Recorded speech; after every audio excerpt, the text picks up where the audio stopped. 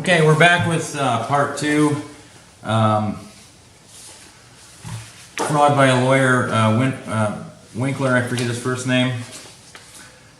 If you missed part one, I would encourage you to check it out. I'm not sure how long it was. My camera just died.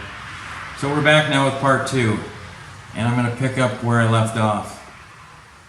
The dictionary definition of the word fraud is exactly what this attorney Winkler and the mortgagee Principal Capital Fund did to us.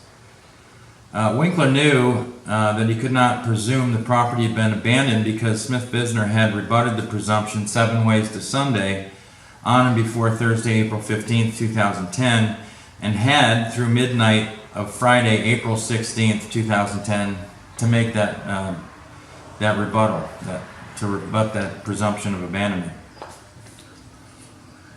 Looks like the camera's a little too close here, but that's all right. I'll just keep going. Winkler will not be able to prove that he mailed Smith and Bisner the notice of abandonment as required by law at MCL 600.3241A, cited below. And we're still talking about the affidavit that's in the works for sending to the East Grand Rapids Police Department. Even if Winkler could prove that he somehow mailed us, he'd have to produce the green certified return receipt requested that we actually received it, and he's not going to be able to do that. But even if he could, we still had through midnight of Friday, April 16, 2010 to rebut the presumption to begin with.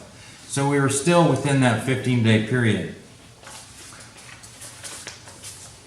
The notice was admittedly posted on the property on April 1st, 2010. However, Michigan law, MCL 600.3241A, also required the mortgagee to mail the notice of abandonment to the mortgager, and they did not.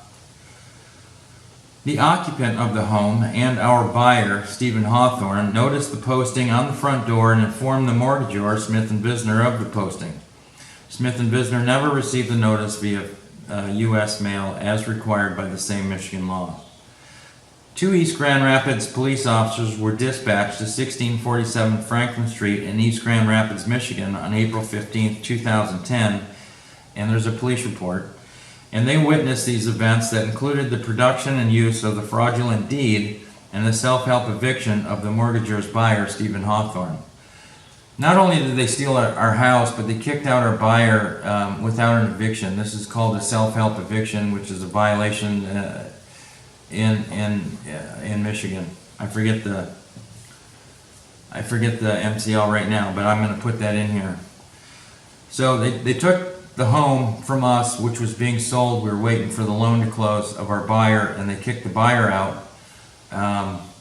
It was a nightmare, nothing short of a nightmare. And there was 2 East Grand Rapids police officers there that witnessed this entire thing. So, and there's a police report. So the fact that the notice was posted on April 1st is not in dispute. The fact that we never got certified return receipt mail is part of the problem, which nullifies everything they did in and of itself, because it is a specific requirement according to the law they used to allegedly used to do what they did. And I'm going to get to the fact that our claim that included a lawyer was disposed of by the courts because it included a lawyer. And this is what started my 6-year battle with the state, all because I named a lawyer. And when I show you the full extent of the information that I have, it won't be difficult for anybody to reach the same conclusions.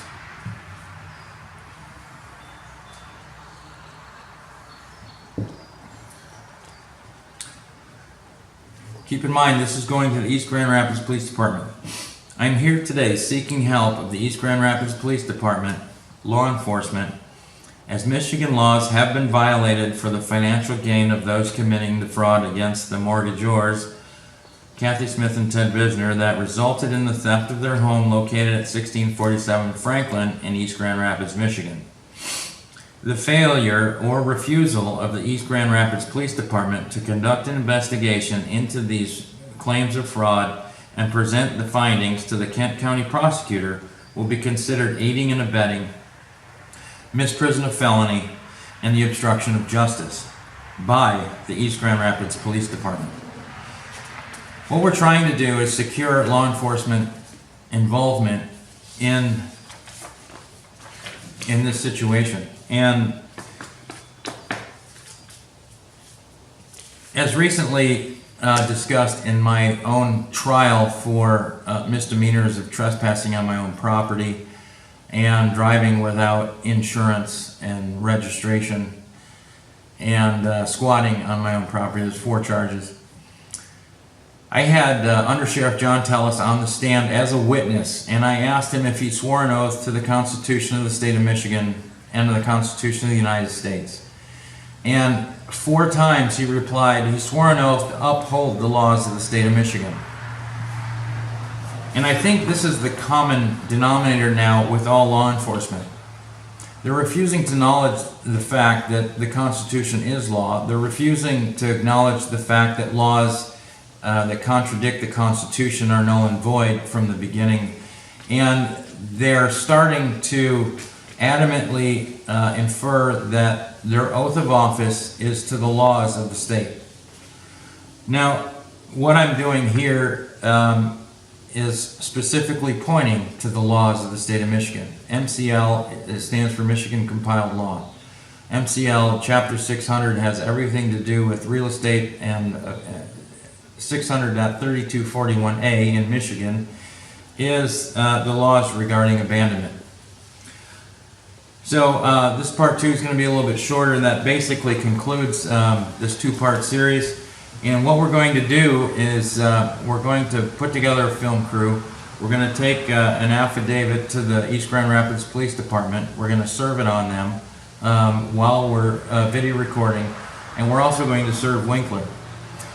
And we're going to report on the response from the East Grand Rapids Chief of Police. I don't know his name yet, but I'll figure that out before we go. And we'll make sure that we have an audience with him. We'll make sure that this interview is recorded. We have every right to record our public officials. If we're not able to, or if they make it impossible for us to do that, or if they throw us in jail or whatever for doing that, we'll of course report on that as well.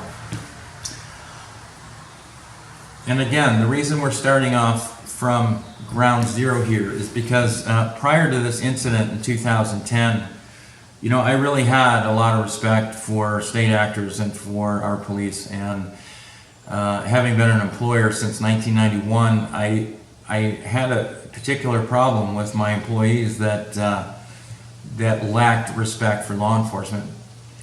And it wasn't until I went through this stuff myself that I had to question that blind, instinctual respect for authority. And after the events of 2010 happened, later in 2010, the Isabella County Sheriff's Department stole our house at on Walton Road in Mount Pleasant that we had bought from a Sheriff's Department employee by the name of Shelley Sweet. And somehow Sweet had convinced her coworkers that we'd not made any payments, we'd forced her into foreclosure, and that we were trashing the property. And the entire Isabella County Sheriff's Department jumped into this self-help eviction for one of its own, employee Shelley Sweet. So just to summarize here on this part, in this part 2, I've got a massive amount of experience, personal experience with how and why law enforcement has gotten derailed, how and why we need to pay attention to these things. And even if you've not had your own brush with law enforcement with regard to the theft of real property, Isabella County Prosecutor Risa Scully and social worker by the name of Melody Lake and a few others, actually without any due process, in the intentional deprivation of due process as permitted, which isn't even possible, by the Michigan Supreme Court and their creation of Michigan court rules, that now supersede Michigan law in violation of the separation of powers provisions in the state and federal constitutions, created this court rule that intentionally sets out to deprive respondent parents in CPS child protective proceedings of their right to due process. Intentionally. The Michigan Supreme Court rules intentionally deprive people of their due process rights. So everything under the sun basically has been thrown at me since I started this pursuit, which ultimately initially was against a bar lawyer by the name of Winkler. And I adamantly believe that most of the grief caused to myself and my family after that point were out of retaliation for naming him in the claim as a criminal. So we'll take this to the East Grand Rapids Police Department. We'll see what they have to say and we'll report on that. But at that point it won't be over. And there's some other things that we're going to do that legal things. We're not talking about getting hostile here. Some other things that we plan to do, and we'll bring you up to speed on those. Just to give you a little teaser, it involves notaries and presentment of notaries and private investigators, etc. So that's what's coming up. And thanks for following. Please share, like, and follow if you would. If you're interested, if you're not interested in Michigan law, if you're not interested in people's rights, then I don't know what to tell you. But anyways, I want to keep this short, so I'm going to go turn off the camera, and we'll see you on the next video. God bless.